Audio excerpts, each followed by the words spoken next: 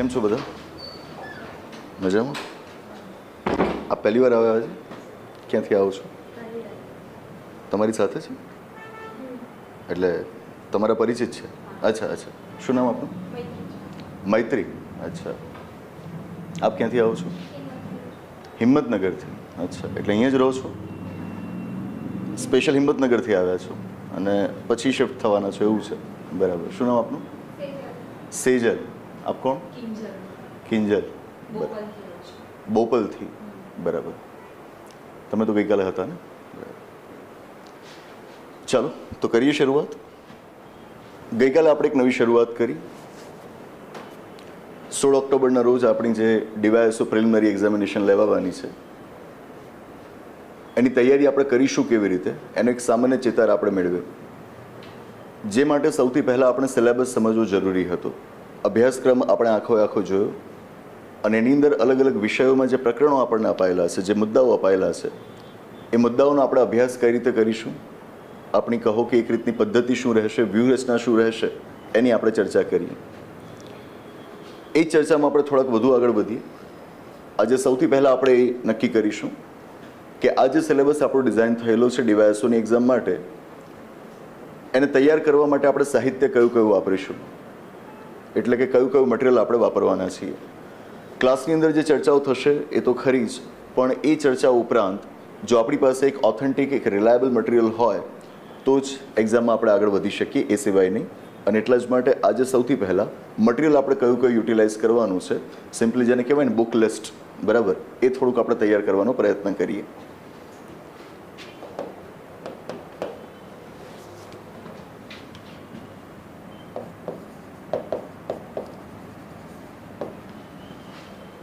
મારું અંગતપણે માનવું એવું છે, મટીરિયલ વિદ્યાર્થીએ જાતે જ નક્કી કરવું જોઈએ. એને શું વાંચવું ગમે છે, એને કઈ ભાષા માફક આવે છે, કઈ બાબતો કોઈ પુસ્તકમાંથી એને સરળતાથી સમજાઈ જાય છે, એના આધારે એ એનો અંગત જ નિર્ણય હોય તો એ વધુ સારું. તો આને તમે એક સજેસ્ટેડ મટીરિયલ તરીકે લેશો, એટલે કે જે સંસ્થા તરફથી તમને સૂચવવામાં આવે છે. આ ઉપરાંત આપને અન્ય કોઈક મટીરિયલ યોગ્ય લાગતું હોય ને આપ એ વાંચવા ઈચ્છતા હો, કોઈ બાદ નથી. કોઈ એવી ફરજિયાત બાબત નથી કે આ જ પુસ્તકો, આ જ સાહિત્યનો આપે ઉપયોગ કરવો. આ સિવાય અન્ય કોઈક સાહિત્ય આપને માફક આવતું હોય આપ એ પણ ઉપયોગમાં લઈ શકો. નાવ હિસ્ટ્રી, ઇતિહાસ. ગઈકાલે આપણે જોયું કે આપણા અભ્યાસક્રમની અંદર, ડીવાયએસઓના સિલેબસની અંદર હિસ્ટ્રીમાં મેડિવલ હિસ્ટ્રી નથી, મધ્યકાલીન ઇતિહાસ નથી. ભારતનો ઇતિહાસ છે, પણ એમાં માત્ર અર્વાચીન અને પ્રાચીન ભારતનો ઇતિહાસ સિલેબસમાં મુકાયેલા છે. જો આ બંને ઇતિહાસને તમારે ધ્યાનથી સારી રીતે તૈયાર કરવા હોય અને એ પણ ગુજરાતી ભાષામાં તૈયાર કરવા હોય,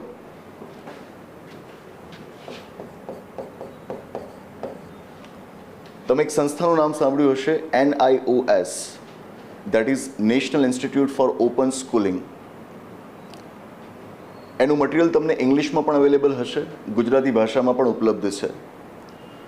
મારો હંમેશાનો આગ્રહ એ રહ્યો છે કે જ્યારે પણ તમે મટીરિયલ વાંચતા હો તો એ પ્રમાણિત સંસ્થાઓ તરફનું હોય એ વધુ જરૂરી છે.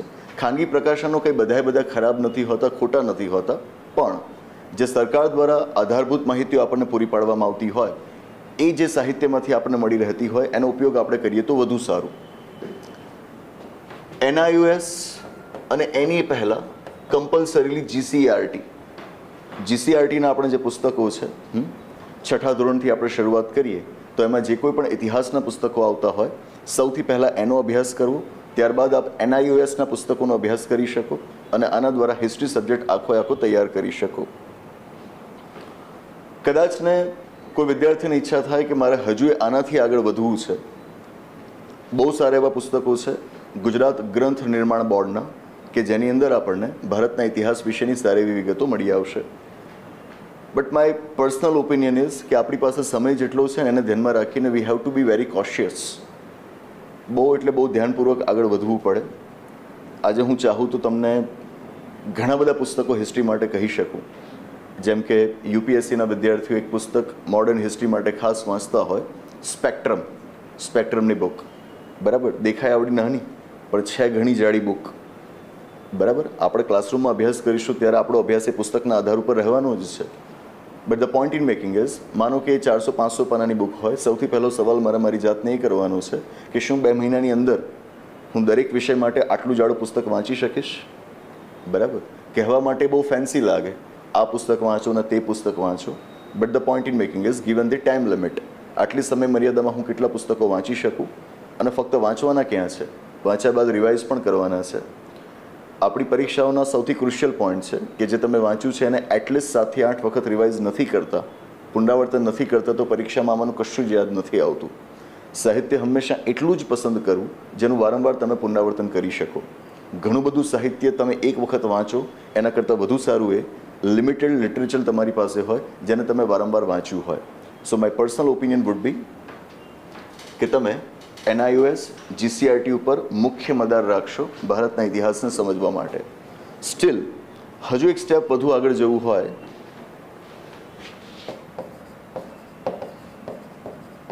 ફરી એકવાર કહીશ કે ઓપ્શનલ છે, વાંચવું જેવું કમ્પલસરી નથી. એક અરિહંત પબ્લિકેશન્સ છે, ઘણા વખત પહેલાં એ લોકો એક નવી સિરીઝ શરૂ કરી હતી બુક્સની, make book.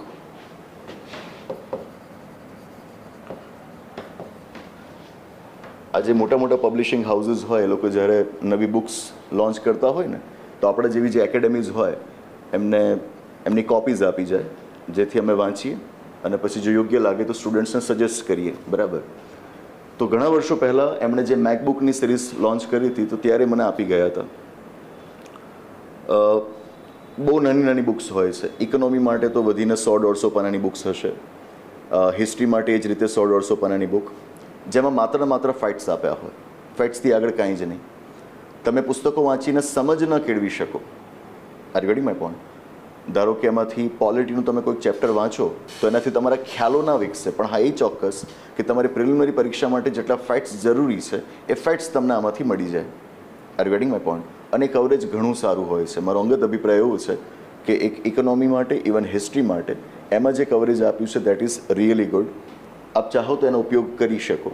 Rather then going for spectrum or any other book, તમે અરિહંતનો ઉપયોગ કરી શકો. મેકબુક સિરીઝમાંની બુક છે. બરાબર છે. પણ તકલીફ ત્યાં આગળ રહેશે કે એ ઇંગ્લિશમાં છે, અને હું નથી જાણતો કે લોકો હવે હિન્દીમાં પણ એને મૂકી છે કે નહીં, પણ બેસિકલી ઇંગ્લિશમાં છે. તો if you are comfortable with English અને તમે હજુ આગળ વધવા માંગો છો તો તમે અરિહંતની આ મેકબુક વાંચી શકો. That's it. રહી વાત ગુજરાત માટે, ગુજરાતનો જે ઇતિહાસ છે એને તમે ગુજરાત ગ્રંથ નિર્માણ બોર્ડના પુસ્તકોમાંથી તૈયાર કરશો.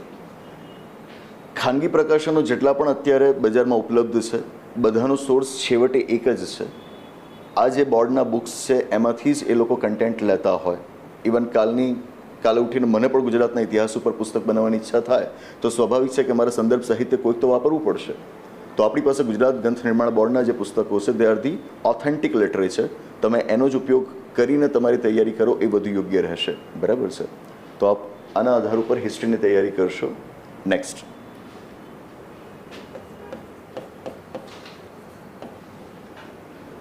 કલ્ચર, સાહિત્ય.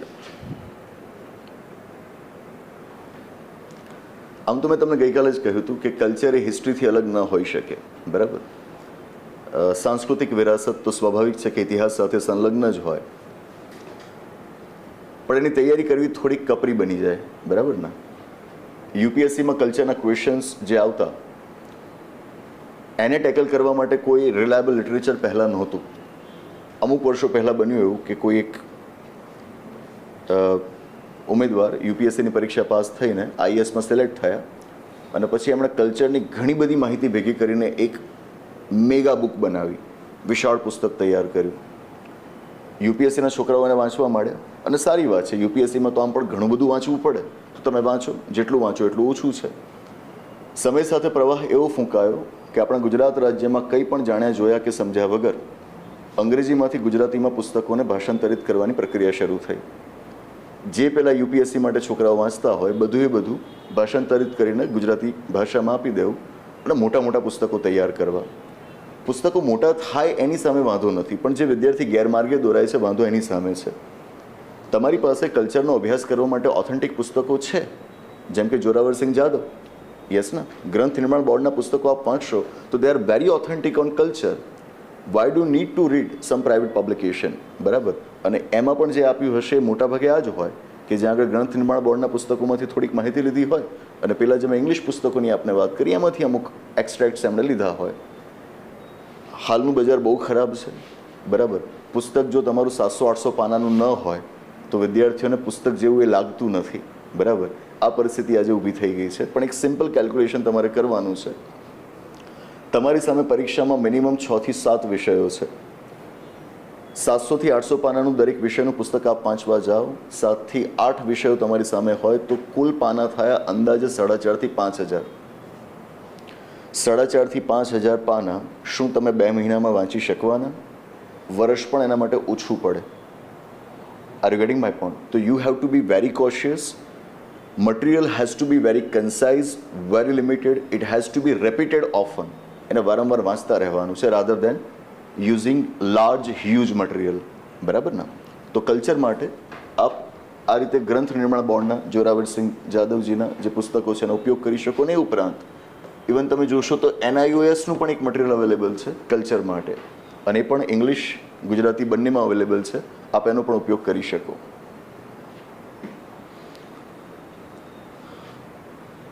અને એમાંથી કંઈ જ નહીં કરો, ક્લાસરૂમમાંથી તમને જે મટીરિયલ આપવામાં આવે છે માત્ર એનો ઉપયોગ કરશો તો પણ ઘણું છે.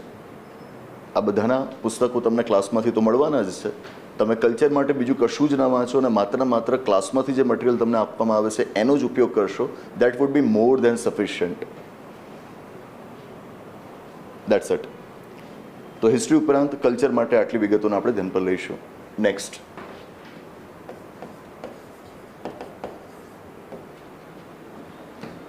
ઇન્ડિયન પોલિટી, ભારતની રાજ્ય વ્યવસ્થા એટલે કે ભારતના બંધારણ વિશે. ઓકે, ક્લાસમાંથી તમને આ પુસ્તક આપવામાં આવશે. That's it. આપણા સંવિધાન પબ્લિકેશન્સનું પુસ્તક, 5મી આવૃત્તિ.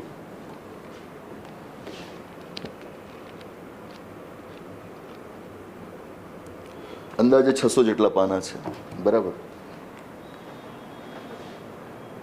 2 મહિનામાં 600 પાના પૂરા થાય તો એ બહુ મોટી સિદ્ધિ કહેવાય, બરાબર?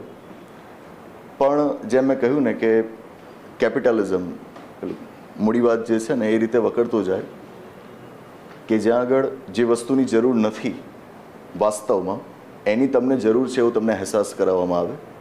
તમને એવો અહેસાસ થશે તો જ એની પ્રોડક્ટ વેચાશે. આને ધ્યાનમાં રાખીને ભારતના બંધારણ, ભારતની રાજ્ય વ્યવસ્થા ઉપર પુસ્તકો મોટા થતા જાય છે. મેં કહ્યું એ જ નિયમ તમારે લાગુ કરવાનો છે કે તમે 1000-1200 પાનાનું પુસ્તક વસાવો, કોઈ ના નથી. સવાલ એટલો કરવાનો છે કે એવડું મોટું પુસ્તક વાસ્તવમાં એટલું કન્ટેન્ટ ધરાવે છે? તમે 500-600 પાનાનું કોઈ પુસ્તક લો અને 1100-1200 પાનાનું પુસ્તક લો, સ્વાભાવિક છે પુસ્તકની સાઇઝ જો 2 ગણી થઈ તો એનું કન્ટેન્ટ પણ 2 ગણું થવું જોઈએ, જે વાસ્તવમાં હોતું નથી, બરાબર? ટ્રેન્ડ બનતો જાય છે કે પહેલાં ચેપ્ટરમાં પેરેગ્રાફ્સમાં માહિતીઓ આપવી, એની જ માહિતી પાછળથી પછી ટેબલમાં આપવી, રિપિટિશન જ હોય પણ પાના વધતા જાય. અને આ બહુ ખરાબ ટ્રેન્ડ આપણા ગુજરાતમાં અત્યારે ઊભો થઈ રહ્યો છે, બરાબર? એનાથી બચવું, એક કન્સાઇઝ બુક આપની પાસે હોવી જોઈએ. હું તો એવું નથી કહેતો કે આ જ પુસ્તક વાંચો, મેં લખ્યું છે એટલા માટે તમે વાંચો, એવું પણ નહીં. ક્લાસમાંથી તો તમને મળશે જ. એ સિવાય તમને માફક આવે એવી કોઈ પણ ભાષા બીજા કોઈ પુસ્તકમાંથી જો આપને મળતી હોય તો આપ એ વાંચો. But the only idea is it has to be limited. 2 મહિનાની અંદર આપણે બધું ન કરી શકીએ એ સ્વીકારવું. અને ભૂલથી આજે પેલા ધ સો કોલ્ડ ટોપર્સે આખું મિસગાઈડન્સનો માહોલ ઊભો કર્યો હોય, અનિવાર્યપણે તમને કહેશે કે લક્ષ્મીકાંત તો વાંચવી જ વાંચવી પડે, ભલે એણે ખુદ ન વાંચી હોય ક્યારે, બરાબર? Completely useless, completely useless.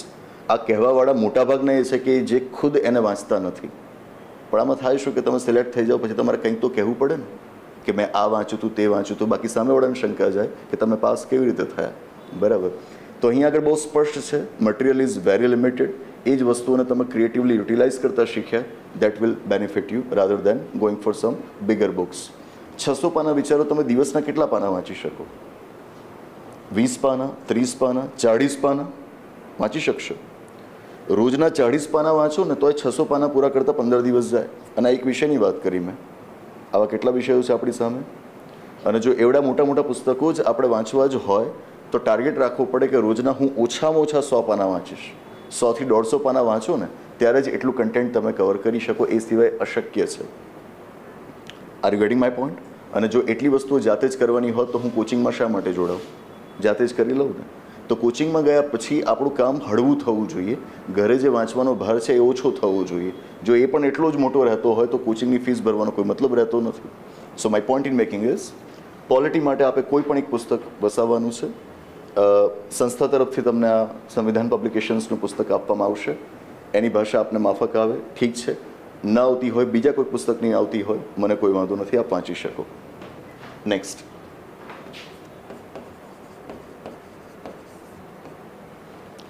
Indian economy, ભારતની અર્થવ્યવસ્થા. અત્યારે મારી પાસે છે નહીં આગળ.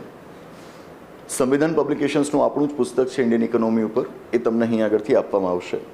જો કે એની જે કોપીઝ છે એ તો પૂરી થઈ ગઈ છે, એટલે મોટાભાગે તમને ફોટો કોપી અહીંયા ક્લાસમાંથી અમે આપીશું હાલ પૂરતી.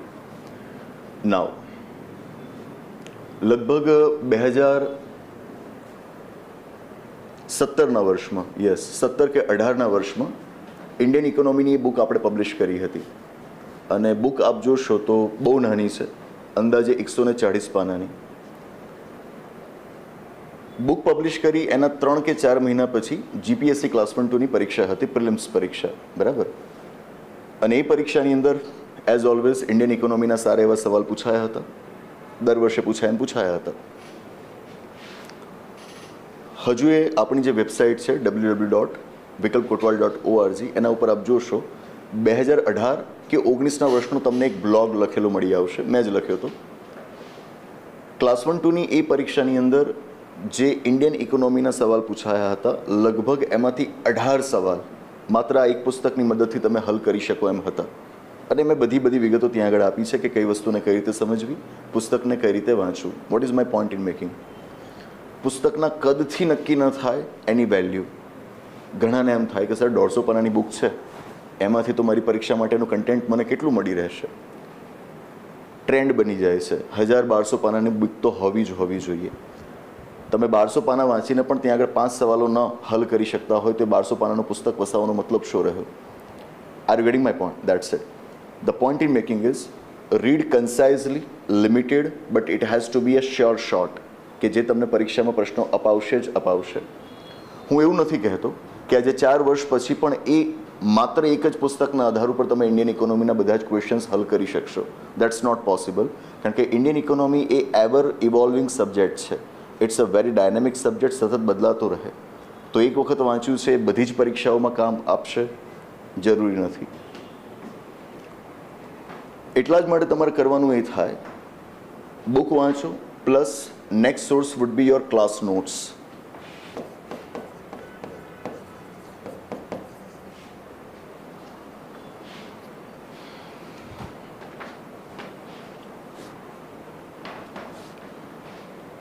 ઉદાહરણ તરીકે ઇન્ડિયન ઇકોનોમીમાં આપણી પાસે એક ચેપ્ટર આવે છે વિવિધ સૂચકાંકો, ડિફરન્ટ ઇન્ડાઇસીસ. તમે સાંભળ્યું હશે HDI, human development index, multi dimensional poverty index વગેરે વગેરે.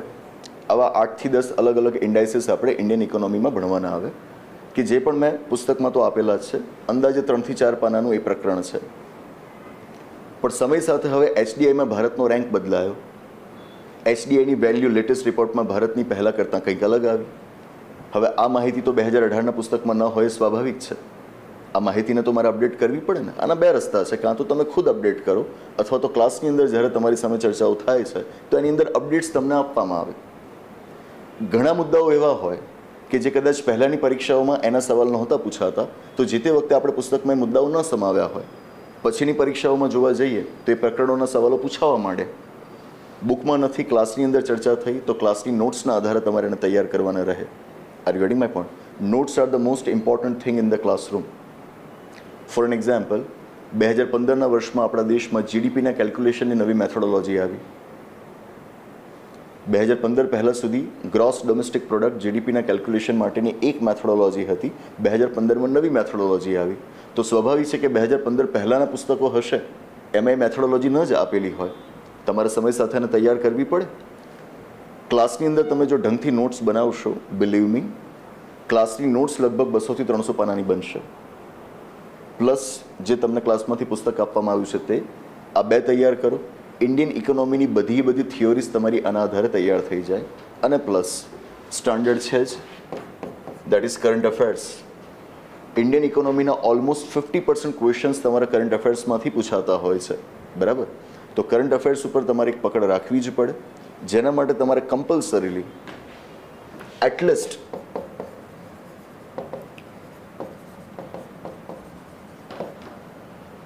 ઇન્ડિયન એક્સપ્રેસ ન્યૂઝપેપર વાંચતા થવું પડે.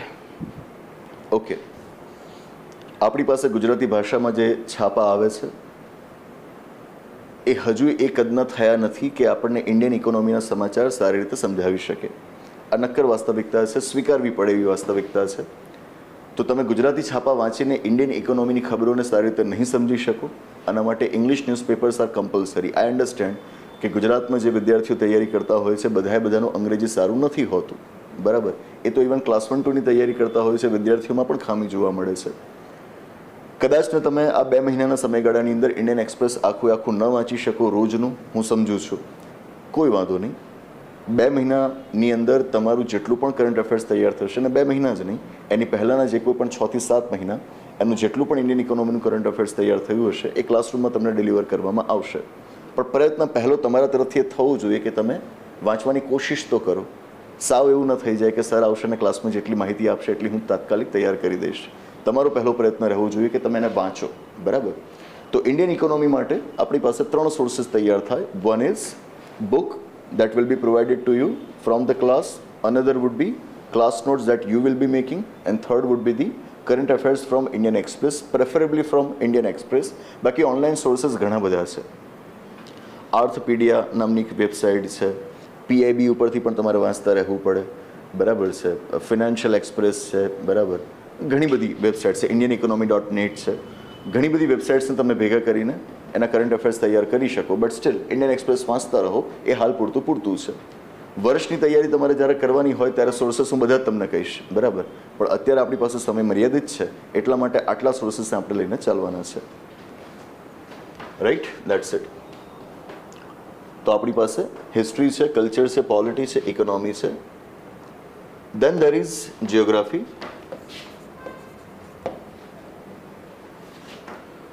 ગઈકાલે જ મેં આપને જણાવ્યું હતું કે જિયોગ્રાફીમાં પણ આપણે 3 ભાગ પાડતા હોઈએ: physical geography, Indian geography and Gujarat geography. Physical ટાળીએ, ઇન્ડિયન અને ગુજરાત જિયોગ્રાફી એ આપણા સિલેબસમાં સૌથી અગત્યનો ભાગ ભજવે છે. અને સારી વાત પણ છે તમારા માટે, રીઝન બિંગ કે પ્યોરલી ફેક્ચ્યુઅલ છે. ફિઝિકલ જિયોગ્રાફી હોય તો એમાં તમારે વિજ્ઞાનના સિદ્ધાંતોના આધારે મોટી સમજ વિકસાવવી પડે. ઇન્ડિયા અને ગુજરાતની જિયોગ્રાફીમાં એ વાત ન આવે, સીધા જ ફેક્ટ્સ હોય, જેના માટે તમારે કોઈ જ પુસ્તક અલગથી વાંચવાની જરૂર નથી. માત્ર ને માત્ર તમે ક્લાસ મટીરિયલનો જ ઉપયોગ કરશો આ વિષયને તૈયાર કરવા માટે, નથિંગ એલ્સ.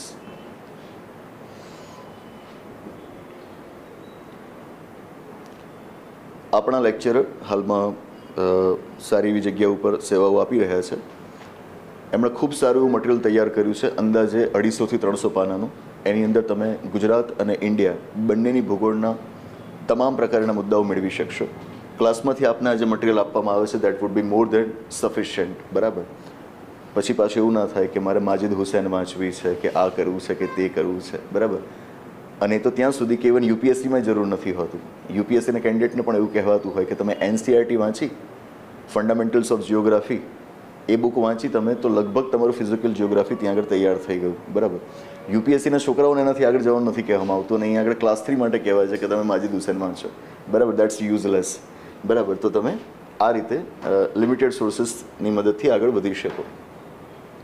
પછી તમારી પાસે મુદ્દો આવે સાયન્સ એન્ડ ટેકનોલોજી.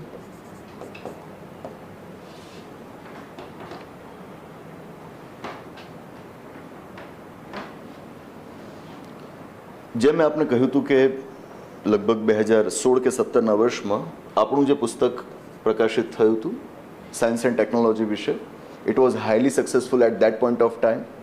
પછીના વર્ષોમાં પણ આપણે જોઈએ તો ઘણા બધા સવાલો એ પુસ્તકોમાંથી આપણને મળી રહ્યા હતા. સૌથી પહેલાં તમને ક્લાસમાંથી એ પુસ્તક આપવામાં આવશે. પણ સાયન્સ એન્ડ ટેક એક એવો મુદ્દો છે, ઓલમોસ્ટ લાઇક ઇન્ડિયન ઇકોનોમી, કે જેમાંથી તમને બેસિક્સ આધારિત સવાલ પૂછાય પણ બહુ ઓછા પૂછાય. મેજોરિટી ક્વેશ્ચન્સ એના શેમાંથી આવતા હોય છે? કરંટ અફેર્સમાંથી. કોઈક નવી મિસાઇલ બની, બરાબર, કોઈક નવી ટેકનોલોજી આવી, જેમ કે વાઈફાઈ આપણે જાણતા હતા, પછી આવ્યું લાઈફાઈ. તો લાઈફાઈનો સવાલ એ વખતે જીપીએસસી ક્લાસ 1 2ની પરીક્ષામાં પૂછાયો હતો, બરાબર. તો આ પ્રકારે જે કોઈ પણ કરંટ ઇવેન્ટ્સ છે એમાંથી જ આપણા પરીક્ષાના સવાલો બનતા હોય. એટલા માટે તમારી સામે જે કોઈ પણ લેક્ચરર આવશે, મૂળ આધાર એ આપણા પુસ્તકનો બનાવશે, પણ એ સિવાય કરંટના જે અપડેટ્સ છે એના આધાર ઉપર એ તમને વિગતો આપશે. ક્લાસની અંદર ચર્ચાઓ થશે, એની નોટ્સ તમારે તૈયાર કરવાની છે. ઉપરાંતને લેક્ચરની જે પીપીટીઝ હશે એ પીપીટીઝ પણ તમારી સાથે શેર કરવામાં આવશે. એ બેનો આપ ઉપયોગ કરશો, that would be more than sufficient for SNT. મેં તમને કહ્યું છે, વિષયનું કદ, એનું મહત્ત્વ પ્રીવિયસ યર્સ ક્વેશ્ચન પેપર્સના આધારે નક્કી કરવું. એમાં આપણે ક્યાં સુધી પહોંચી શકીશું એ જૂના પ્રશ્નપત્રો જોઈને નક્કી કરવું. સાયન્સ એન્ડ ટેકનોલોજીની પાછળ સમય અપાય, પણ એટલો બધોય ન અપાય. રીઝન બિંગ કે એમાં સમય આપ્યા પછી એનું વળતર એટલું બધું નથી હોતું. તમે ટેકનોલોજીના આસ્પેક્ટ્સ ખૂબ સારા તૈયાર કર્યા અને ક્વાઇટ પોસિબલ કે તમે એક્ઝામમાં જાઓ અને એ લોકોએ બેસિક સાયન્સ, જનરલ સાયન્સના ક્વેશ્ચન્સ તમારી સામે મૂક્યા. જે જનરલ સાયન્સ તૈયાર કરવું એ એટલું સરળ કામ તો નથી, એ સમય માગી લેતું કામ છે. હા, બાયોલોજીના વગેરે જે મુદ્દાઓ આપણે તૈયાર કરવાના છે એ તો ક્લાસરૂમમાં આપણે કરવાના જ છીએ, પણ એની એક લિમિટ બાંધી દેવી. વધારે પડતું એમાં કરવા જઈએ, સમય આપીએ અને બને કે એક્ઝામમાં આપણને જરાય બેનિફિટ્સ ના આપે, બરાબર. તો સોર્सेस આટલા સુધી જ લિમિટેડ રાખવા. લાસ્ટ,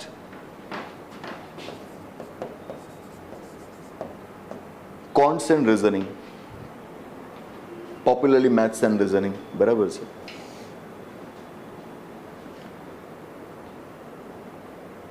બધા વિષયો માટે ગુજરાતી ભાષામાં કંઈક ને કંઈક મળી રહે, બરાબર. પણ જેને કહેવાય ને કોન્ટ્સ એન્ડ રિઝનિંગ, આના માટે સંપૂર્ણપણે કહેવું હોય કે ભાઈ XYZ પબ્લિકેશનનું તમે આ પુસ્તક વાંચી લેશો તો એ ખોટું ઠરે. રીઝન, આના માટે એક માસ્ટર બુક છે and that is RS Agarwal. એના બે ભાગ આવતા હોય છે, એક કોન્ટ્સ માટે, મેથ્સ માટે, અને બીજો ભાગ આવતો હોય છે રિઝનિંગ માટે. દેર ઇઝ નો ઓલ્ટરનેટિવ, આનો કોઈ વિકલ્પ નથી, હું પણ નથી, બરાબર. તો આ સંજોગોમાં દેટ્સ ધ બેસ્ટ બુક, પણ ઇંગ્લિશમાં છે. ઇંગ્લિશમાં છે એટલે સ્વાભાવિક રીતે આપણને એ વાંચવામાં તકલીફ પડવાની. જો અંગ્રેજી થોડુંક પણ સારું હોય તો હું આગ્રહ રાખીશ કે તમે અગરવાલ વાંચો, કારણ કે એમાં તમને એક એક ચેપ્ટર માટે જેટલા सम्स આપેલા છે, જેટલા દાખલા આપેલા છે, એટલા લગભગ બીજા કોઈ પુસ્તકમાં નહીં જોવા મળે. તમે જેટલી વધારે પ્રેક્ટિસ એની મદદથી કરી શક્યા એટલી જ તમારી સફળતા સુનિશ્ચિત કરી શકો. પણ જો અંગ્રેજી નથી વાંચી શકતા, નોટ એન ઇશ્યુ, ક્લાસમાંથી જ તમને ગુજરાતી ભાષામાં જે सम्स છે એની પ્રેક્ટિસ માટેના પેમ્ફલેટ્સ આપવામાં આવશે, બરાબર. આપણા જ એક લેક્ચરર છે કે જેમણે ગુજરાતીમાં ઘણા સારા એવા सम्स તૈયાર કરેલા છે. પહેલાં આપણે ત્યાં ભણાવતા પણ હતા, હજુ એ કદાચ અનુકૂળતા હશે તો એ તમને ભણાવવા પણ આવશે.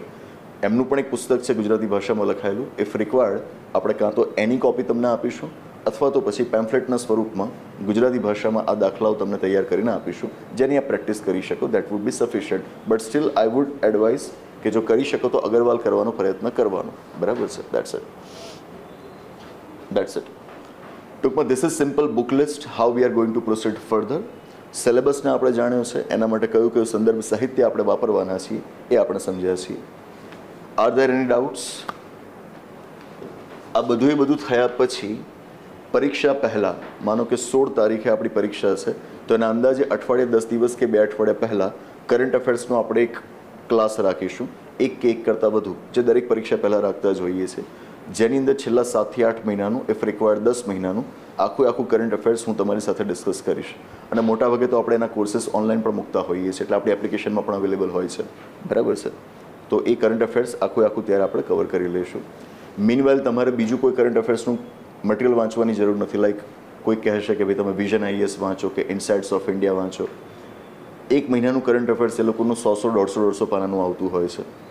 દર મહિને કંઈ નવી 100-150 પાનાની બુક વાંચવા તો ન જવાય, અને હાથમાં જ્યારે 2 જ મહિના હોય ત્યારે તો જરાય ન જવાય.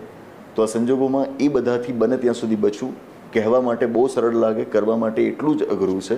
અમુક સંજોગોમાં તો એ બિલકુલ અશક્ય છે. તો આટલું આપ કરી શકો કે કરંટ અફેર્સ માટે આપ સીધો જ મદાર રાખશો ક્લાસની ચર્ચાઓ ઉપર, ક્લાસમાંથી તમને જે નોટ્સ આપવામાં આવે છે એના ઉપર, and that would be more than sufficient. મારો ટાર્ગેટ એવો ક્યારેય ના હોવો જોઈએ કે ડીવાયએસઓની પરીક્ષામાં મને 200 સવાલ પૂછાવાના છે, એ 200 સવાલ મને આવડવા જોઈએ. મેં ગઈકાલે પણ તમને ગણતરી બાંધીને આપી હતી કે જીપીએસસી ક્લાસ 1-2ની પરીક્ષામાં 400માંથી 120 માર્ક્સ આવે તો પણ વ્યક્તિ પાસ થાય છે. કટ ઓફ છે 30%. તો મને 400 પ્રશ્નો આવડતા હોય એવી જરૂરિયાત જ ક્યાં છે? બિલકુલ જ પ્રમાણે ડીવાયએસઓની પરીક્ષામાં જો 200 ક્વેશ્ચન્સ મારી સામે હોય, હું કમ્ફર્ટેબલી 101 સવાલ સુધી પહોંચી શકતો હોઉં, દેટ ઇઝ એન અચીવમેન્ટ. 100 સવાલ પણ હું વધારે કહું છું. 100 સવાલો સુધી પણ તમે પહોંચી શકો, તમને એક તબક્કે 100 સવાલ ન આવડતા હોય તો પણ તમે મેરિટમાં આવી શકો જો તમારી સ્ટ્રેટેજી સાચી હોય. બધું કરવા ના જવાય, લિમિટેડ મેનરમાં જે તમને સીધા જ માર્ક્સ અપાવી શકે એવી વિગતો કરવા જવાય. બરાબર છે? That's it. તો એક સામાન્ય ચર્ચા હતી, મટીરિયલ આપણે કયું વાપરવાના છીએ, બુક લિસ્ટ આપણું કયું રહેશે એ અંગેની. આ ચર્ચાઓને હવે મૂકીએ, શરૂઆત કરીએ એક પ્રકરણથી.